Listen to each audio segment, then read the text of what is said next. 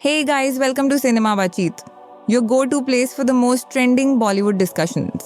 आज हम एक ऐसे टॉपिक पर बात करने जा रहे हैं जिसने सोशल मीडिया पर तहलका मचा दिया है। एक ऐसा मुद्दा जो सिर्फ एक ऐड से शुरू हुआ, लेकिन कहीं ना कहीं हमारे समाज की सोच को भी दर्शाता है। जी हाँ, हम बात कर रहे हैं जानवी कपूर और उनकी स्किन वाइटनिंग कंट्रोवर्सी की। लेकिन क्या ये सिर्फ एक स्किन केयर एड था, या इसके पीछे छुपी है बॉलीवुड की पुरानी सोच और हमारा ब्यूटी स्टैंडर्ड्स को लेकर ऑब्सेशन? अब जरा सोचिए, क्या सिर्फ फेयर स्किन ही सुंदरता की पहचान हो सकती है? क्या बॉलीवुड का हर बड़ा सितारा इन अनरियलिस्टिक ब्यूटी स्टैंडर्ड्स को फॉलो करने के लिए मजबूर है, या यह सिर्फ एक पब्लिसिटी स्टंट था?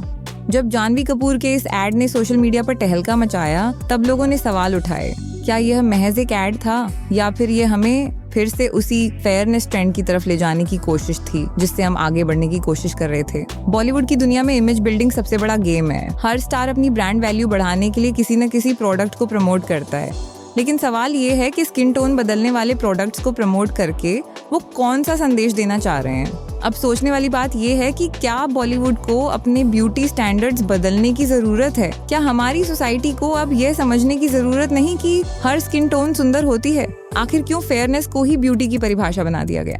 दोस्तों, जानवी कपूर के इस एड ने सिर्फ एक विवाद को जन्म नहीं दिया, बल्कि यह एक बड़े सामाजिक मुद्दे की ओर इशारा करता है। ये सिर्फ सेलिब्रिटीज का नहीं, हमारा भी मुद्दा है। तो अब आप बताइए, क्या बॉलीवुड को अपने ब्यूटी स्टैंडर्ड्स को रिडिफाइन करने की जरूरत है? क्या अब वक्त आ गया है कि हम अपनी रियल ब्यूटी को अपनाएं?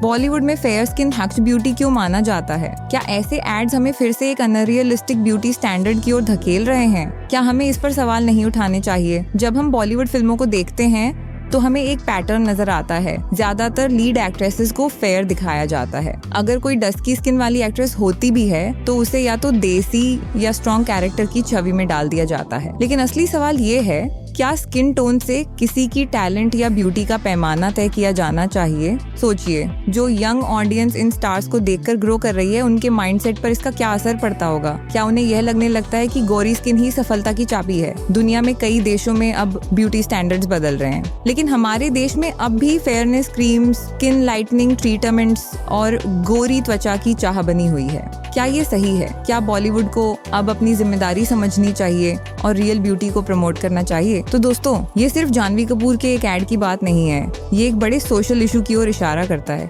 सवाल ये है कि क्या बॉलीवुड और हम सब मिलकर इन ब्यूटी स्टैंडर्ड्स को चैलेंज करेंगे? आपका क्या सोचना है? क्या बॉलीवुड को अब अपने ब्यूटी स्टैंडर्ड्स को रिडिफाइन करना चाहिए? कमेंट में अपनी राय जरूर दीजिए, और अगर आप ऐसी और डीप एनालिसिस चाहते हैं तो सिनेमा बातचीत को सब्सक्राइब करें। मिलते हैं अगले वीडियो में।